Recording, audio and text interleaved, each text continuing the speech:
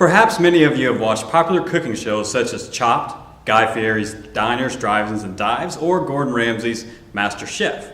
If you're like me, after watching these shows, you'll find yourself inspired to create delicious recipes and meals for your family and friends. I don't profess to be a great cook, but I have developed a hobby in grilling, smoking, and barbecuing. Today, I wish to share with you some of what I have learned. Summer is the prime time for people to enjoy eating flavorful meats. In this speech, I intend to inform my audience about popular methods to prepare baby back ribs using smoking and basic grilling techniques, and how to make pulled pork from Boston butt, and how to properly smoke a chicken. So to start, for prepping your baby back ribs, this is a fairly simple process. We're going to remove the membrane from the back of the ribs, wash them down thoroughly, and then dry them. Next, you have to use a gluing agent such as yellow mustard. This is used to glue the rub that you're going to use to the meat. You can choose any rub that you want. My personal favorite is Famous Dave's rub. For setting up your grill, we're going to use an offset heating source. This means the meat is on one side of the grill and your heat is on the other one. This keeps the direct heat off your meat and cooks a slower time, which keeps your meat more moist and it'll fall off the bone. We're going to use lump charcoal for our grilling, and we're going to use lump wood. I prefer chunks over, you may have seen chips or something like at the store. Your chips typically catch fire and can burn your meat. That's why I like to use the lump.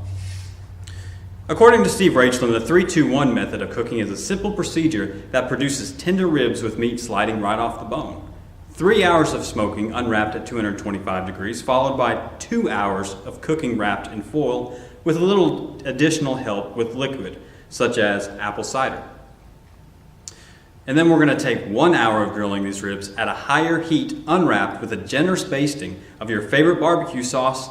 The end result of the 3-2-1 method are ribs with meat pulled back from the bone, extremely tender, a deep flavor profile of barbecue, wood smoke, rubs, and spices. I want to reassure you all that the Boston butt is not a meat that is taken from the rear end of a pig. It is actually a shoulder cut of the animal and makes excellent meat. Unlike the ribs, you do not have to do any trimming with the butt. According to professional barbecue Malcolm Reed, all you have to do is simply pat the meat dry once it's taken out of the package. Reed also recommends a gluing agent. Again, we will use mustard. Any rub will do with this meat, but you do have to make sure you massage it into the meat before you smoke it. The same setup for the ribs will be used for the Boston butt. This means using lump charcoal, wood chunks, and offset heating source. Another important thing to include is a drip pan. This is to avoid flare-ups from the grease catching fire, and it also hydrates the meat as it cooks. The grill has to be kept at an even 275 degrees for the entire cook. To keep the outer part of the meat from drying, I mop the butt with a rag every so often with vinegar and spices. Again, use your favorite. After the outer part of the butt hardens and turns a deep red, I wrap the butt in 3 layers of foil.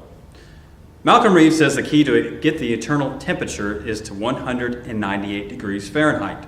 The time it takes to reach this point depends on the weight of the butt. After you let the meat rest a few minutes, you simply shred with utensils. The technique again produces a flavorful, juicy, and tender meat. The great thing about a Boston butt is that it can give you quite a lot of meat that you can later freeze and then reuse for meals, which my wife absolutely loves. According to Bon Appetit magazine, brining a chicken prior to any cooking method, roasting, frying, or smoking, provides a deep, rich flavor and keeps the meat from drying out while you're cooking it. I prefer the wet brining method. This involves bringing a mixture of sugar, salt, and water to a boiling point. Then you have to let it completely cool off before you put your bird into it. You brine it for at least 12 hours. After the brining, you season it. I like more of a herb type based seasoning. For setup of the grill, it's similar to what we've done in the past. The same technique of offset heating is used. According to Food Network, the desired internal temperature of the bird is 165 degrees to be safe. The time it takes to smoke the chicken depends on the weight of the chicken.